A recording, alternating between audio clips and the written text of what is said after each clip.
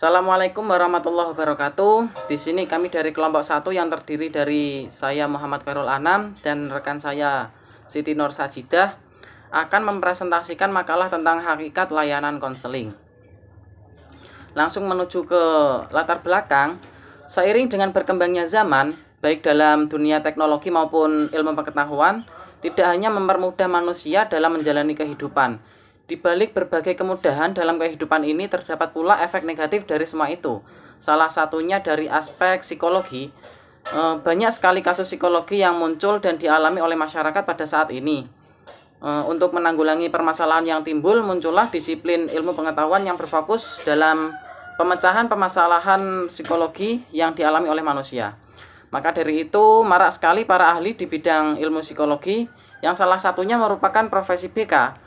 Dan profesi BK tidak hanya di kalangan pendidikan saja, melainkan sangat luas sekali jangkauannya.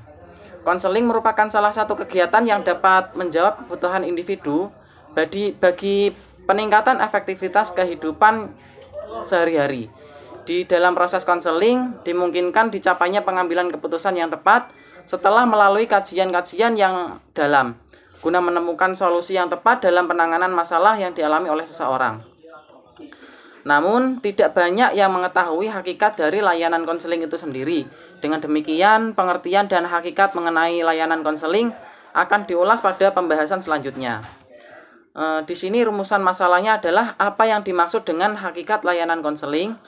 Yang kedua adalah apa yang dimaksud dengan hakikat konseling. Dan yang ketiga, bagaimana konsep layanan konseling rehabilitasi. Menuju ke pembahasan yang pertama, yaitu hakikat layanan dan konseling.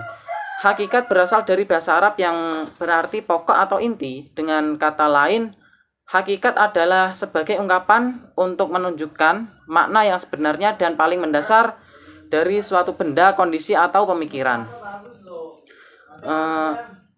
Dan sedangkan kata layanan menurut pandangan sebagian besar masyarakat Indonesia, layanan adalah suatu tindakan sukarela dari satu pihak ke pihak yang lain dengan tujuan hanya sekedar membantu atau adanya permintaan kepada pihak lain untuk memenuhi kebutuhannya secara sukarela maupun berbayar. Pelayanan adalah aspek yang tidak bisa disepelekan dalam persaingan bisnis manapun dan tidak terkecuali pada penyediaan jasa konseling. Karena dengan adanya pelayanan yang ekstra, konseling akan menilai kemudian menimbang apakah selanjutnya dia akan loyal kepada pemberi layanan tersebut. Hingga tak jarang para konselor memaksimalkan layanannya untuk menarik konsumen sebesar-besarnya. Maka dari itu, bila ingin menarik konseli dengan banyak, harus mengetahui arti dari layanan itu sendiri. Pengertian layanan atau pelayanan secara umum menurut Purwadarminta adalah menyediakan segala apa yang dibutuhkan oleh orang lain atau konseli. Dalam aspek pelayanan minimal mempunyai 5 dimensi, yaitu yang pertama adalah bukti fisik, yakni adanya penampakan berupa fasilitas, penunjang, petugas ataupun sarana komunikasi yang menyertai produk tersebut. Yang kedua adalah keandalan, yakni kemampuan memberikan pelayanan yang dijanjikan dengan segera, akurat, dan memuaskan. Yang ketiga, daya tanggap, yaitu keinginan para konselor untuk membantu para konseli dan memberikan pelayanan yang tanggap. Yang keempat yaitu jaminan. Jaminan di sini mencakup pengetahuan, kemampuan, kesopanan, dan sifat yang dapat dipercaya yang dimiliki oleh seorang konselor, bebas dari bahaya, resiko, dan keraguan-raguan. Dan yang kelima adalah empati, yaitu meliputi kemudahan dalam melakukan hubungan, komunikasi yang baik, perhatian pribadi, dan memahami kebutuhan para konseli. Sedangkan bimbingan konseling dapat diartikan sebagai seperangkat program pelayanan, bantuan yang dilakukan melalui kegiatan perorangan dan kelompok untuk membantu konseli melaksanakan kehidupan sehari-hari secara mandiri dan berkembang secara optimal, serta membantu konseli mengatasi masalah yang dialaminya. Konseling adalah upaya membantu individu melalui proses interaksi yang bersifat pribadi antara konselor dan konseli agar konseli mampu memahami dirinya sendiri dan lingkungannya, mampu membuat keputusan dan menentukan tujuan berdasarkan nilai yang diyakininya sehingga konseli merasa bahagia dan efektif perilakunya. Jadi dapat kita tarik garis besar dari berbagai uraian di atas bahwa hakikat layanan konseling merupakan sebuah tindakan pemenuhan kebutuhan yang dilakukan oleh konselor kepada konseli dengan berbagai aspek yang diperhatikan, dengan meliputi sarana komunikasi yang membuat konseli nyaman, kemampuan konselor yang mumpuni, loyalitas konselor dalam menghadapi konseli, keamanan yang diberikan konselor kepada konseli atas berbagai informasi yang menjadi bahan konseling, dan empati yang baik yang diberikan kepada konselor kepada konseli. Dan materi selanjutnya akan disampaikan oleh Mbak Sajidah. Assalamualaikum warahmatullahi wabarakatuh. Bagaimana kabarnya teman-teman? Semoga baik-baik saja ya. Tadi hakikat pelayanan konseling sudah dijelaskan oleh Mas Anam, hakikat-hakikat pelayanannya. Sekarang saya akan menjelaskan hakikat dari konseling itu sendiri. Nah, kata konseling dalam bahasa Arab itu disebut al-irsyad atau al-istisyarah. Secara terminologi, al-irsyad itu berarti al-huda atau ad-dalalah, yang berarti petunjuk. Sedangkan al-istisyarah berarti tolaba atau an-nasihat, artinya meminta nasihat atau proses konsultasi. Dan seorang konselor itu biasanya disebut dengan sebutan mursyid ya. Selanjutnya hakikat konseling. Konseling pada hakikatnya adalah usaha membantu klien atau konseli untuk mengatasi permasalahan-permasalahan psikologis yang sedang dihadapinya, yaitu mencari solusi alternatif, jalan keluar yang tepat sehingga konseli dengan sadar dapat mengambil keputusannya secara tepat. Itu adalah hakikat dari konseling. Hakikatnya ada juga pendapat lain yang mengatakan bahwa proses konseling ini konselor hanya membantu konseli melakukan perubahan ke arah yang lebih baik. Perubahan itu meliputi pikiran, perasaan, emosional sampai pada tingkah laku. Konselor membantu klien atau konseli untuk mencari cara dalam perubahan-perubahan itu. Tetapi yang melakukan perubahan itu sendiri adalah klien tadi. Mengapa? Karena tugas konselor di sini hanya membantu dalam mencari solusi atau membantu mencapai perubahan-perubahan itu, tetapi tidak merubahnya secara total. Dan itulah hakikat dari proses konseling. Konselor hanya membantu konseli. Lalu karena kita ada di makul konseling rehabilitasi, maka di sini saya akan sedikit mengulas mengenai rehabilitasi. Meskipun pembahasan yang lebih mendalam akan dijelaskan pada kelompok berikutnya. Dalam Kamus Besar Bahasa Indonesia atau KBBI, rehabilitasi adalah pemulihan kepada kedudukan, keadaan, nama baik seperti semula.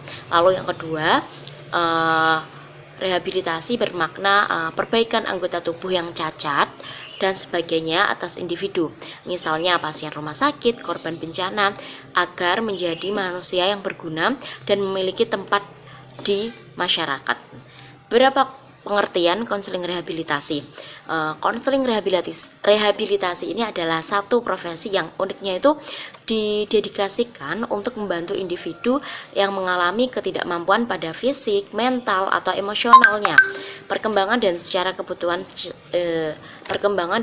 kebutuhan, dan menyandang bisa juga penyandang cacat psikiatris untuk mencapai hidup yang produktif dan mandiri. Lalu pendapat lain mengatakan bahwa konseling rehabilitasi itu suatu proses sistematis yang membantu orang dengan kecacatan fisik, mental, perkembangan kognitif, dan emosi untuk mencapai tujuan pribadi secara karirnya, hidupnya, agar mereka bisa mandiri.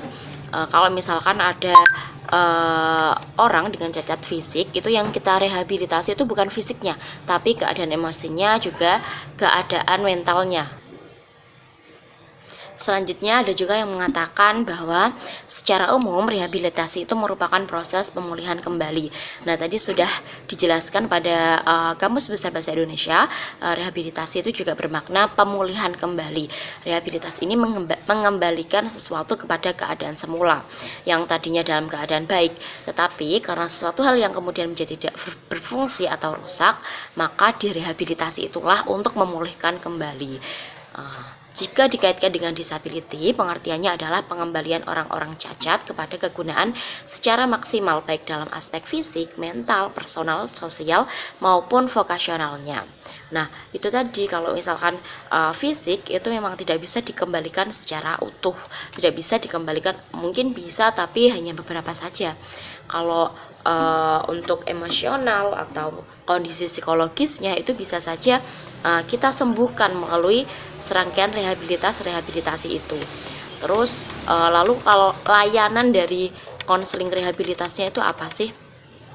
Layanan konseling rehabilitasi itu adalah sebuah tindakan pemenuhan kebutuhan konseli yang dilakukan oleh konselor dengan berbagai fasilitas pelayanan yang sesuai dengan kebutuhan konseli, yang bertujuan untuk membantu memulihkan kerusakan atau kerusakan itulah, maupun kecacatan fisik mental, perkembangan kognitif, emosi konseli untuk mencapai tujuan pribadi, sosial, psikologis, dan vokasionalnya secara optimal. Ya, itu saja yang bisa saya sampaikan. Terima kasih.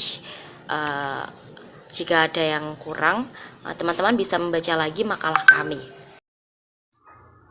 Dan di sini kesimpulannya adalah hakikat dalam konseling merupakan sebuah tindakan pemenuhan kebutuhan yang dilakukan oleh konselor kepada konseli dengan berbagai aspek yang diperhatikan, dengan meliputi sarana komunikasi yang membuat konseling nyaman, kemampuan konselor yang mumpuni, loyalitas konselor dalam menghadapi konseli, keamanan yang diberikan kepada konseli atas berbagai informasi yang menjadi bahan konseling, dan empati yang baik yang diberikan konselor kepada konseli.